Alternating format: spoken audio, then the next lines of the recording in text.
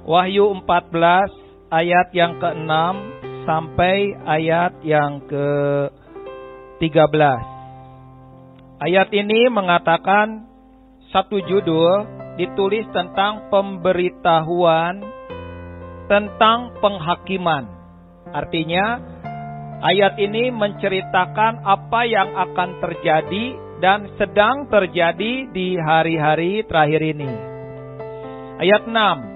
Aku melihat seorang malaikat lain terbang di tengah-tengah langit, dan padanya ada Injil yang kekal untuk diberitakannya kepada mereka yang diam di atas bumi, dan semua bangsa dan suku dan bahasa dan kaum. Dan ia berseru dengan suara nyaring, takutlah akan Allah dan muliakanlah Dia, karena telah tiba saat penghakimannya, dan sembahlah Dia yang telah menjadikan langit dan bumi dan laut dan semua mata air. Sampai di situ dulu kita bacanya ayat 6 dan 7. Ayat ini menjelaskan tentang situasi yang sedang terjadi di hari-hari terakhir ini. Tetapi suara yang nyaring itu berkata, takutlah akan Allah dan muliakanlah Dia, karena telah tiba saat penghakimannya, dan sembahlah Dia yang menjadikan langit dan bumi dan laut dan semua mata air. Ayat ini menjelaskan kepada kita satu poin yang penting, bahwa di hari penghakiman, apa yang harus dilakukan oleh setiap umat Tuhan. Ayat ini mengatakan, hendaklah takut. Takutlah akan Tuhan.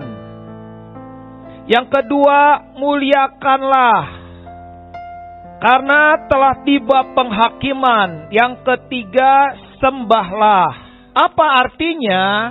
Artinya di hari-hari penghakiman ini, takutlah akan Tuhan, muliakanlah dan sembahlah. Justru di dalam penghakiman ini yang harus makin kuat itu adalah ibadah kita masing-masing. Mungkin satu kali kita nggak bisa ibadah bersama lagi.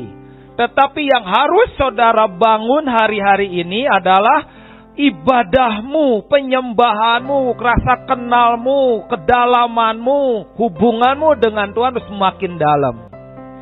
Harusnya ayat ini mengatakan kalau dalam masa penghakiman coba beres-beres cepat. Jangan ada utang lagi, cicilan beresin. Mungkin bisa berkata begitu, tetapi malaikat ini berkata bukan yang fisik. Ini berbicara tentang pada saat penghakiman ini justru harus takut akan Tuhan.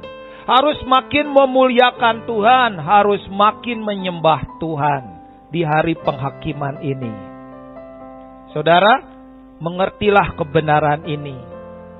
Ayat 8 mengatakan, dan seorang malaikat lain, malaikat kedua menyusul dan berkata, sudah rubuh Babel, kota besar itu yang telah memabukkan segala bangsa dengan anggur hawa nafsu cabulnya.